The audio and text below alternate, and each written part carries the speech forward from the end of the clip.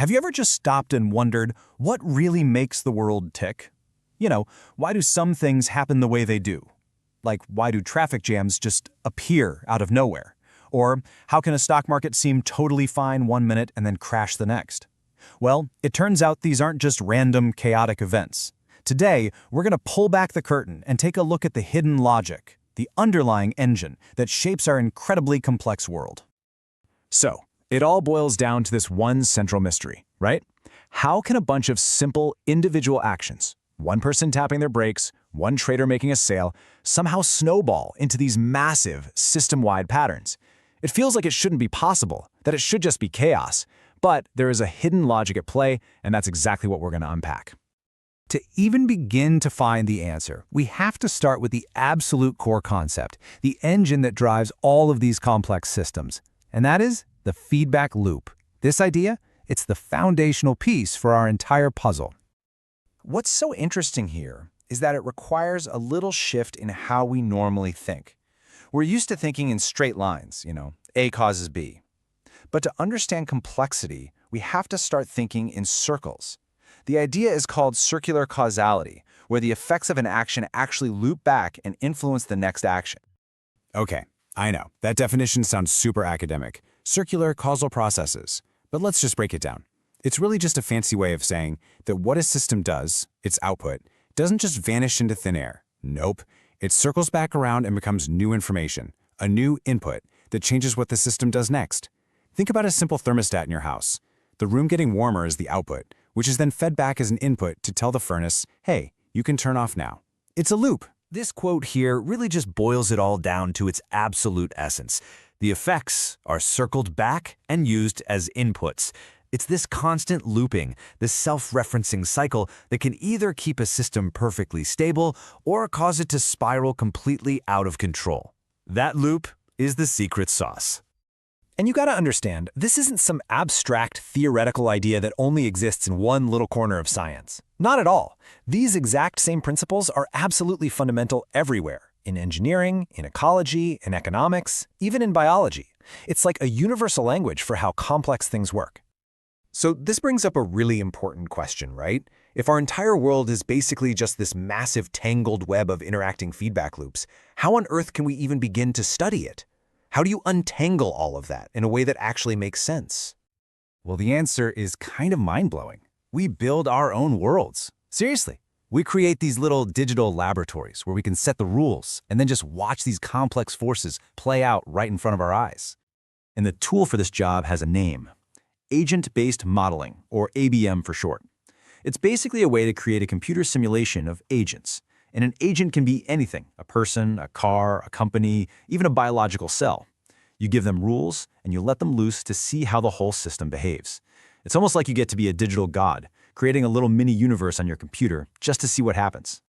And the process itself is surprisingly simple, really. First, you decide who your agents are. Then you give them a set of pretty simple rules for how they should act and interact with each other and their environment. And then you just hit run, and you observe.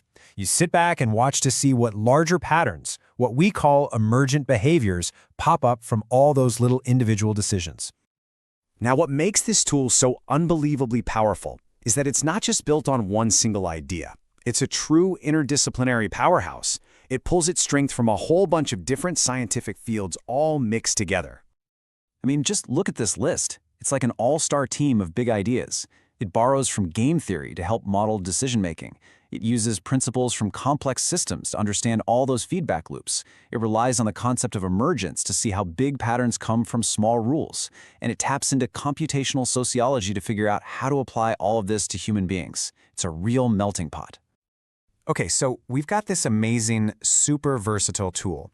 What happens when we turn this powerful lens away from just general systems and point it directly at us, at humanity? And this, for me, is where things get really exciting. We're talking about putting human society itself inside these digital labs to model our own collective behavior.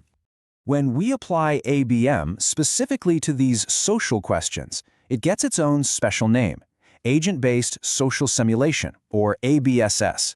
And here, the focus is 100% on social phenomena, with actual people and groups of people acting as the core agents inside our simulation.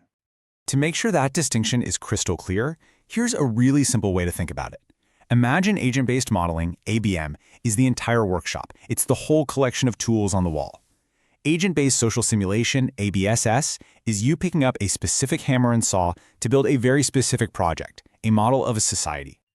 This table just lays it all out nice and clean. ABM is the general tool. It can be used for any kind of agent. ABSS is the specific application of that tool, narrowing the focus down to social agents to try and understand human behavior. It's the difference between the science of architecture and the actual act of designing a house. So after all that, what's the big takeaway? Why does any of this actually matter in the real world? What's the so what here? Well, let's just quickly retrace our steps. We started with a really simple, elegant idea, the feedback loop. From there, we found the perfect tool to study those loops, agent-based modeling. And finally, we saw how that exact same tool can be pointed at ourselves to simulate and understand our own societies. And here is the most crucial point. These aren't just a bunch of separate, isolated ideas. Feedback loops, agent-based models, social simulations, they all connect. They form one single, unified framework for understanding the hidden patterns of our world. And this one framework has incredible power. It helps us make sense of everything from the herd behavior you see in financial markets to the delicate balance of ecosystems, all the way to the stability of bridges and the emergence of social trends. And this brings us right back, full circle, to where we started. Remember that traffic jam? This framework is exactly how we explain it. It shows us, step by step, how thousands of tiny individual decisions to tap the brakes, to speed up a little, to change lanes, all feed back into the system, creating this massive complex gridlock that no single driver ever wanted or intended. So, I'll just leave you with this one final, provocative thought. If we now have the tools to model and to truly understand the deep, complex forces that shape our world, what comes next? Can we maybe move beyond just explaining our world and start using these tools to help design a better one? Something to think about.